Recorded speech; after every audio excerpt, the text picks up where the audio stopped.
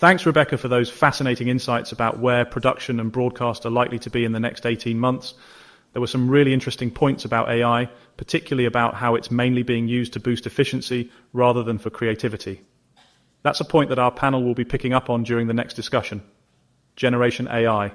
What we know, what we don't know, and what we need to understand better. So please, can I ask Pete, Saleha, Darren, Neil, and George to take to the stage. While they take their seats, let me provide some introductions. Pete is a sales director for Veritone, where he focuses on AI within sports and live entertainment, helping organizations to deploy AI solutions and services. Saleha is a consultant and strategic technology advisor who leads on digital transformation and innovation with a particular focus on AI. She's also the former global head of strategy for Cognizant's digital engineering practice. Darren spent 16 years leading Sky Sports production and over 7 years managing Sky's production services. He then took charge of content supply chain strategy for Sky and Comcast, and following that he led the BT Sport to TNT Sport migration project. And Neil is Principal Sports Industry Specialist at AWS, where he has led the delivery of AWS-based innovations at F1 since the inception of the AWS and F1 partnership in 2018. That's enough from me. I'll now hand over to your moderator, George. But I just want to take this opportunity to say that George really is the kindest, cleverest, funniest, and most handsome person I've ever met. Really, he's just an all-round great guy, and it's an absolute pleasure to work with him. I'd also like to make clear that Chesterfield were really lucky to scrape a draw against Swindon earlier this season, and that Swindon Town is by far the greatest team the world has ever seen. George, over to you.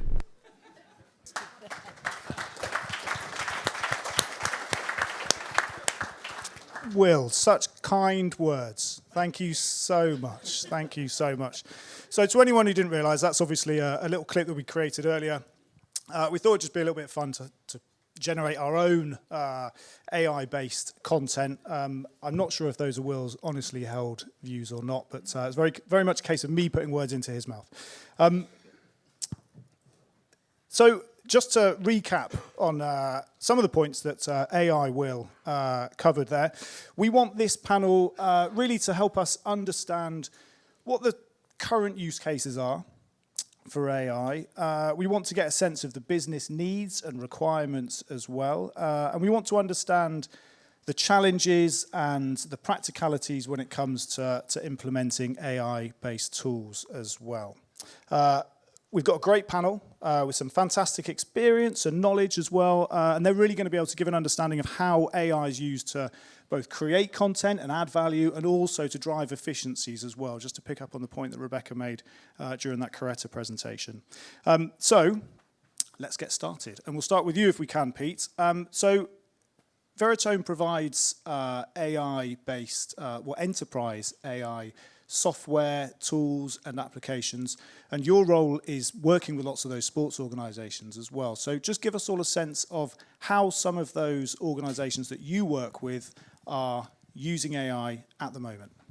Yeah, excellent introduction. I mean, I think we saved the best for last. So, the big goal as a group, I think we wanted to make sure that we were very tactical and very clear of what functional AI use cases are. So much you hear like, oh, AI is great, but like, what can I actually do? We're going to really try to tackle the business problems that we can solve. So Veritone, we work with rights holders, broadcasters, teams, kind of the whole gambit of sports, the whole landscape.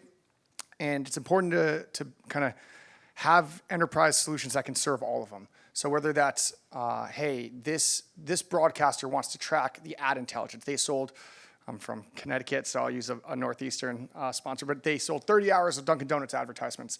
How do we make sure we package that all up? Was it on screen? Was it said? Was it a logo in the bottom right? Like all of that is using AI to basically package it all up, and that increases your ad spend. But on a federation side, you also need, let's say there's a Rolex sponsor. You want to make sure you're getting great shots to be able to license for a documentary. So it's similar, it kind of has the same ethos of how do we use AI to scrape intelligence, whether that's seen or spoken, and then package it up for distribution. The most common case is about preserving, managing your media archive. So it's not about just hosting it. It's how do we use AI to find those key moments and how to monetize that further with licensing or distribution.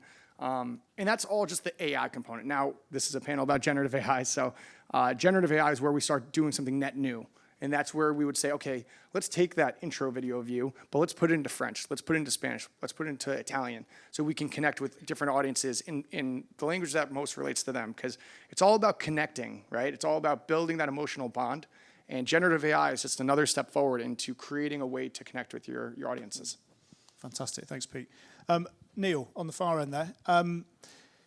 You are fresh back from Austin, where you were there for the F1. And I think my time zone is still there, but yes. Yeah, I'm okay. here. Well, Darren, if you need to just give him a little nudge at any point, a bit of a kick. Your role there is working really, really closely with F1. So can you just give us an idea of how AI is being used to turn all of that data that is collected, how that's turned into content and things which are actionable for F1? Yeah, absolutely. And I think if anyone's watched the sport of F1 in the last 6 years, you will have seen the AWS logo attached to data-driven insights that make it on the broadcast as part of graphics. You know, F1 creates a world feed to the hundreds of millions of fans worldwide, and you know they range from those that maybe have been influenced by the Netflix effect, or those like me who've been watching for 30 years. And so when we create these data-driven insights using artificial intelligence to unpack, as you say, George, the vast array of data that's created by F1 into easily understandable insights, you know, we're using artificial intelligence to create predictions of what's happening in the race. Over the last 6 years, we've actually developed 24 ways for Formula One to use data and technology to tell those stories on the broadcast. We launched one just this weekend in Austin. And so, yeah, using AI and machine learning, we're able to leverage the capabilities of these technologies to help unpack the complexities of the sport, educate new fans, but also entertain those that have been watching for some time. And Darren, I know that you've done a fair amount of research on this particular subject. So can you just give us an idea of what you've found out in terms of how AI is being used at the moment, specifically by sports organisations?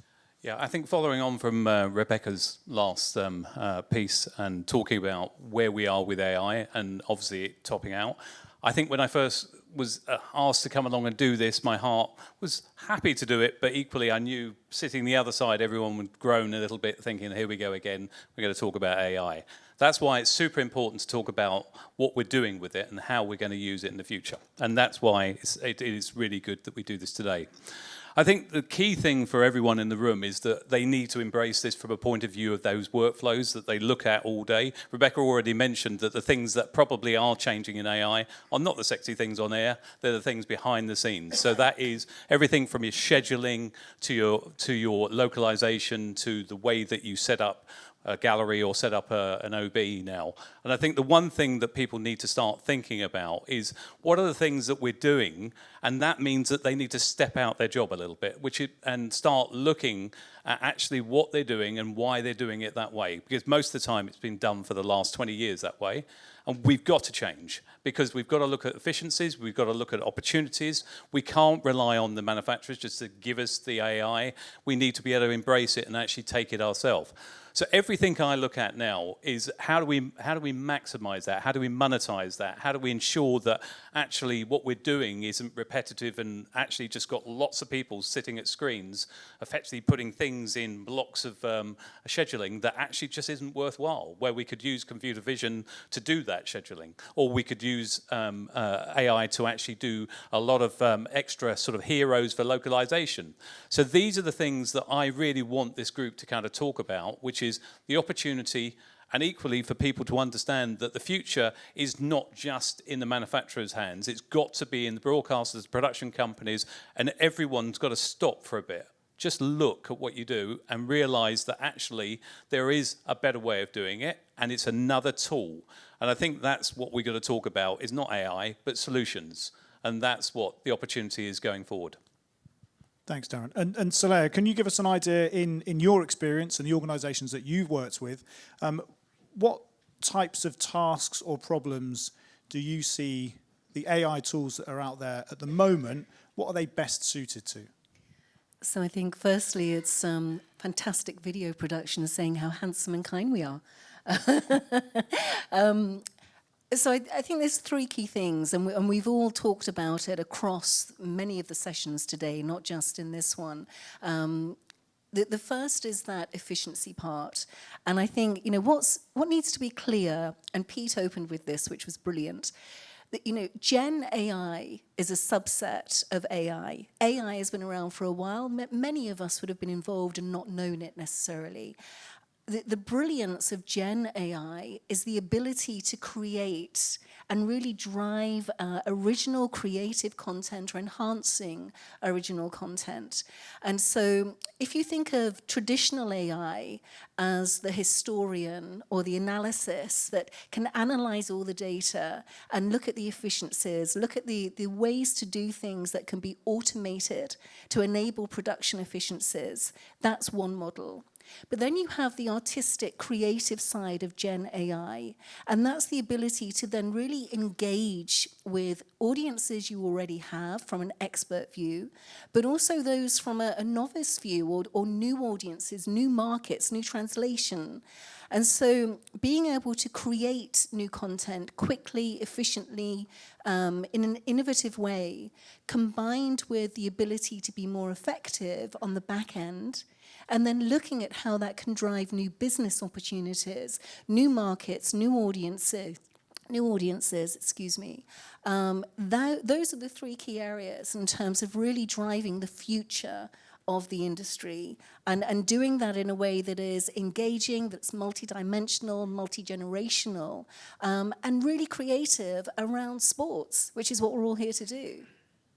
Yeah, if I may, I think all three of you touched on a lot of really important things, but from a vendor perspective, at least, the way we partner with companies, you have to be flexible. You have to be curious. You have to make sure you're not just pushing one simple solution that you can kind of just repeat. You really have to understand what is their workflow and find incremental wins. You don't need to be doing a massive implementation every time. It's how do you just start? I want to find something faster, or I want to increase throughput. Because ultimately, I believe that last presentation touched on it. It's like, how do I increase throughput? AI is there not necessarily to replace. It's there just to make people more efficient and more effective at what they do. For example, or do something that they weren't able to do before. So, for example, I'm going to go heavy on the examples today. I got to be careful here. One of the biggest sports broadcasters in the world, they came to us and said, hey, we're working with this racing organization, and for our production, we're listening to the radio broadcast, or the radios between the pit crews and the drivers. We want a better way to be able to see everything happening in real time. So we took our AI platform and built a custom application that basically transcribed in real time every conversation between the pit crew and the driver. So the production teams were like, oh, wow, like they're getting alerts on it. They're getting awareness on everything that's happening. Historically, they listened to 3 or 4 conversations and they were just hoping they'd find something cool. Now they're getting all the conversations and they put out alerts to say, is there a fire or a tire popped? So that's an example of where there wasn't something being done before, but it was something that they had the idea of, I'd love visibility into all of these conversations.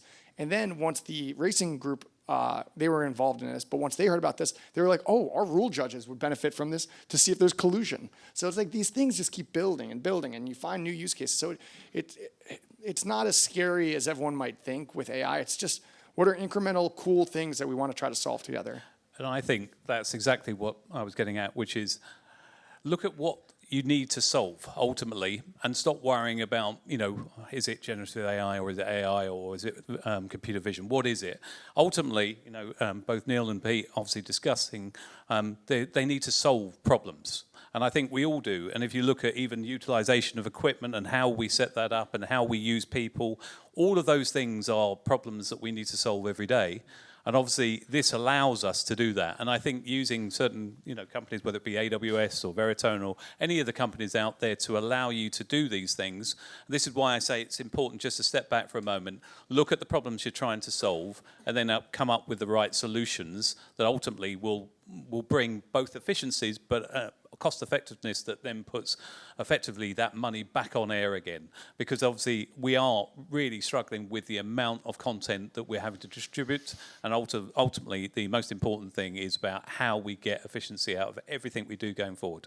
But I think it's also a question of what are the priorities. So yes, there is this huge area in terms of efficiency. We know that. The results of that are already being seen with key examples that we'll talk about. I don't want to sort of take the wind out of the sails with those, but it's also around, as a CEO, what am I trying to do with my business, and how do I drive this forward? And is that particularly focusing on the efficiency side, or is it efficiency and innovation in creativity? We heard earlier on the panels around being able to have this multi-dimensional engagement with fans and viewers and audiences. It's not linear anymore. And by linear, I don't just mean broadcast linear. I mean, how are you engaging with fans? They expect this, whether it's the expert fan base or new, younger generations. So I think it's what is the problem you're trying to solve, rather than, as you say, how do you just get AI into the business? And what are the priorities? And then seeing this as a complete picture of innovation, creativity, cost efficiency, but driving new markets, new audiences, new fan bases. And Neil, you spoke earlier about the data insights that Formula One viewers will be familiar with if they're fans of the sport and if they've been watching it for a few years. But AWS, as we're talking about efficiencies as well, AWS has also helped on the that side of things with stuff which might be less visible to viewers as well. So just speak to us about that for a bit. Absolutely, yeah. So I started with the most visual representation of our partnership are obviously these on-screen graphics, but we help a huge amount in how F1 does what it does, and I think we'll all agree with it. They do it very well. I'm going to use some examples, and I'm not just doing it to fight with Pete on stage here, but transcription is a great example. F1 TV uses our transcription services for closed captions in multiple languages. But from a Gen AI perspective, and as Rebecca said earlier, it's the topic of the now. AWS has these sports partnerships as a way to use the platform of sport to articulate or demonstrate what technology can do, but not just for the sake of technology. To Saleha's point, we're not doing this because it's the new thing that everyone wants to get involved in. It's because it's adding value. And so just some examples. One that's very sort of easy to understand is, as a title sponsor of a Formula One Grand Prix, you're obligated to create the trophies that are awarded on a Sunday afternoon. Now, historically, everyone has done that traditionally using, paper-based designs and then silversmiths to create trophies. But we took the opportunity to leverage image generation and Gen AI large language models to create the trophies that we awarded at the Canadian Grand Prix earlier this year. And so using the opportunity and the motions of this technology to show the world what this can do. That's one very visual example, but others that help with operational efficiencies are really around leveraging generative AI to help remove or reduce the cognitive load that we have on the human broadcast team. Right, these guys do a great job, but they can probably do it even better if we remove some of that heavy lifting that they experience today. Be that the historic data repository. F1's existed for nearly 75 years, has a huge amount of historic results data, and when in a live broadcast, maybe we see an event that we can't remember the last time it happened. It takes a bit of a human effort to go and find that information. But now we've built something called StatBot, which is using like a chatbot interface with the historic data repository to allow the broadcast team to ask natural language questions and get those responses very quickly, so that the editorial relevance of that information is instant. So, good examples, I think, of how you can help a team be even better at what they do. Yeah, I can. And Neil, for the record, we're fighting. We partner with AWS for that. Yeah, no, come on. We're working with AWS on that project. So, of course.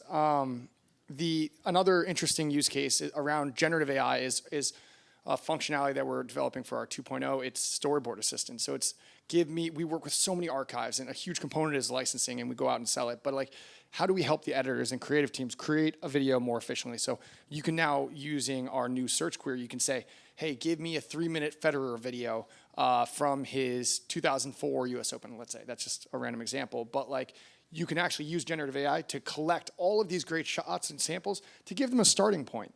Instead of being okay, well, let me filter and search and do all this, you can really intelligently ask and query your data in a different way. Like you've seen these chatbots, and it started in the beginning, but now start asking your media archive to help answer you and provide results. It's a whole different world. So it's pretty exciting that generative AI is going to it's not replacing, it's just simply providing the editors and creative teams an opportunity to get a better starting point to create a better finished product and create more. And in different languages, is it going to be something that we keep hammering because it's personalizing and bringing the audience, bringing the sport closer to the audience themselves. I think that's a really important point around this whole jobs thing without going down the sort of negative route on that. It's not looking to replace, it's looking to enhance.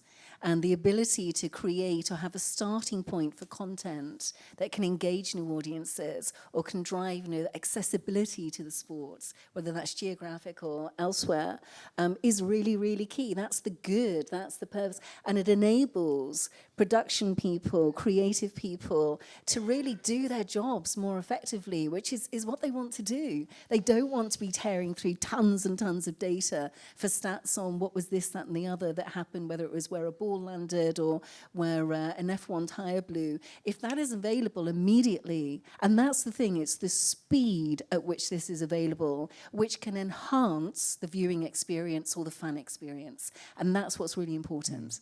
I think that the concern about jobs is very real, though, isn't it? We've seen this week, ITV, for example, has advertised a new role, head of generative AI innovation. And there's been a bit of backlash. I think the Screenwriters Guild of Great Britain has issued a statement sort of saying that it's how much of a threat it is and so on and so on. I think there's a bit of a misunderstanding of the scope of that role. But this is, these are real concerns that are being aired at the moment. So how do organisations deal with that? How do they kind of navigate their way around those kinds of concerns? Yeah, I think, look, if you look at everything we introduce, so we're talking about REMI production, cloud production, all of those new technologies coming into the space of media and the way that we do things, of course it's going to change people's jobs. And actually, we've just got to understand that will happen. But it doesn't necessarily mean that there will be fewer jobs. It means there will be different jobs and there'll be different opportunities. And if I'm honest with you, looking at the skill base over the last few years, I'd rather be a highly skilled operator who understands this new technology and is able to embrace it than somebody that actually is still trying to stay, 20 years ago. So I think we've got to understand that, of course, there will be change. It has to, with any new technology that comes in. But let's not be fearful of it. It's not going to stop what's happening. It's the fact, the world is changing and we've got to change with it. And to kind of move forward, we have to leave a few things behind. And that's not just talking about people, but that's workflows. And that's the way that we've done things in the past. So my view on this one is that, yes, there will be new opportunities. Yes, there will be changes. And yes, that does mean that, certain things will happen over time. But that's not a bad thing. It's just another opportunity in front of us. So how do organisations assess their readiness for adopting these tools, and give us a sense as well of what kind of, whether these are short-term gains that can be made or whether this is very much a kind of long-term strategic plan? People are looking at me. As AWS, and as Pete says, Veritone use AWS for their services. AWS is a provider of 200 foundational services that you can put together, if you like, as Lego bricks to create solutions. Be that yourselves as an end user of our services or with one of our partners, of which Veritone is one. Taking advantage of things that pre-exist, work that our partners have done with their customers, it gives you that kind of short-term gains. But also then, we talked about skills, right? Skills development and skills, the transition of capability within your organisation is something that I think is important to the success of these types of tools going forward. If I think about the journey F1 have been on over the last 6 years of working with us, they heavily leveraged our professional services organisation to give them that kickstart of capability in cloud technology. These days they have internal capability that's very strong and is governing and enabling the use of cloud and artificial intelligence across the organisation. So I think, take advantage, I think, of our partner ecosystem and of organisations that have capability to help you get started before you start thinking about the longer term impact on your org. Yeah, I mean, I completely agree. I think we have a professional services group, but also it's just industry experience, right? Like Darren and Saleha, you two obviously have when we did our intro call, they went through their experience. It's like, I don't know why I'm sitting on this call with you. But no, it's truly, there's so much great experience in it's a small world of sports, and there's so much diversity of background and experience that collectively we kind of help. It's rising tides. It's not really a competitive nature. I think everyone, that racing use case I gave, the person that brought us in for that was like, yeah, bring this to other racing groups, because it's better for everybody if everyone can share this knowledge. So I think it's a very interesting world we're living in. Compared to maybe the studio side was a little different for me than sports. Sports is very collaborative. So I think relying on, we're working with these and these federations, that's a great opportunity. Well, how about what did we use with tennis that's different for golf, or what can we do that's similar? So that industry experience goes a long way, but everyone's very collaborative. I mean, look at this room. It's a perfect example of that. And Pete, let me just say this again. So yes, there are those of us who have been in the industry a bit longer, but at the same time, we need to be embracing the understanding of, people that are growing up with these technologies, inventing these technologies, or how to use them is equally important. And I think it's that bringing together how to craft great stories and great entertainment, and to deliver that in a way that is exciting and innovative. But let's not throw the baby out with the bathwater here. We learn as much from younger generations on the technology side of this, as well as the engagement side. And that's really important. And I think, we were talking about this 10 years ago, 20 years ago, I'm sure probably even longer, of the skills gap and the need to be able to bring talent along, to enable talent. We may attract them, but we need to enable them to really come into the industry and use these technologies to build careers. And so it's not just old traditional linear or new digital native. It's bringing the two together so you can bring those experiences to fans and audiences. So we have as much to learn from this side as bringing from where you come from. Yeah, I mean, just following on from that, and the key thing is, we talked about it this morning, there is an aging sort of industry of people who are knowledgeable, but need to, obviously get new people coming in through the bottom. Now, unfortunately, there isn't the time and that they have to learn this. And what I mean by that is there's an opportunity to centralize things, an opportunity to train people, an opportunity to give them the tools that actually, they would have taken years to learn. And so this is another thing we should look at, is actually we're giving them the appropriate tools to be able to do the job and do it well and repeatable. And that's the thing, which is you don't get that opportunity when you come into an industry that's moving so quickly. And for those in this room who are focused on content creation, whether that's sort of capturing content, managing it, distributing it, where should they focus their efforts first if they're looking to adopt AI tools? I was looking at you, but whoever wants to go first. I can take that for a second. I mean, if I look at some of the things done in the past, content was the hardest thing from a point of view of localization and versioning and all of those things that go with that. And the amount of people and effort and time, and obviously that was just both volume, cost, efficiency, all the things. I kept looking at the teams and thinking, they're great people and very knowledgeable what they do, but my goodness me, to do the one or two things we needed to do, we needed to have a small army to do it.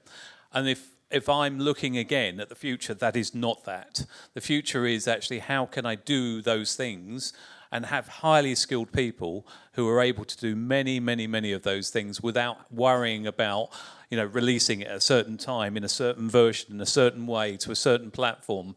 And that's not sustainable, and certainly not sustainable from a cost model point of view. So that has to change. That has to change for the industry.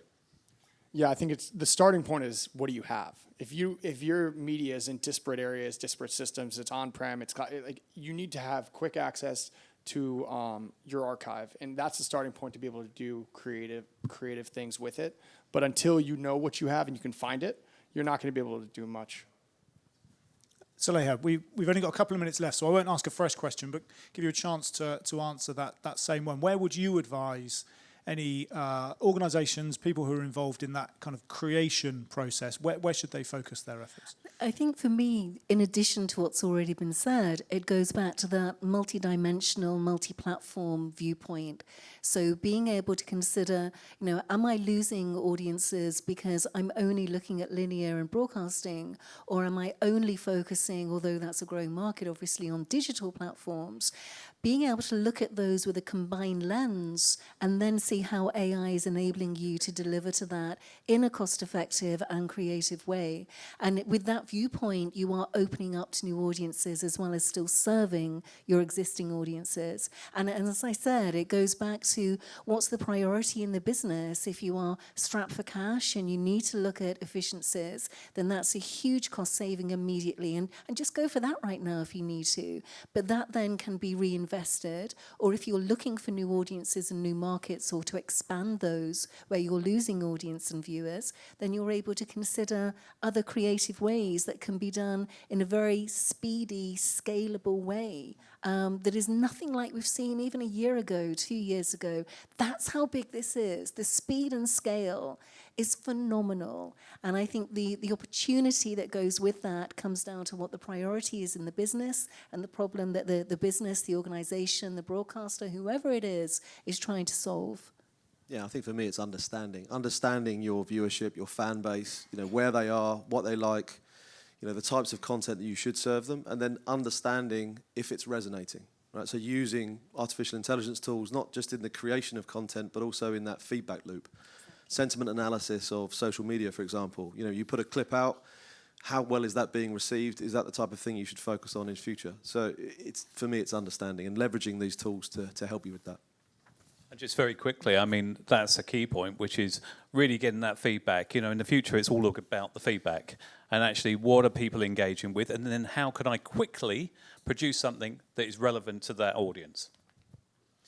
Fantastic. Well, listen, we are pretty much bang on time, so we're going to have to end it there. But thank you so much. I think we got a great sense of where we're at the moment and where we could be going in the future with AI as well. So thank you very much, Neil, Darren, Saleha, and Pete as well. Thank you.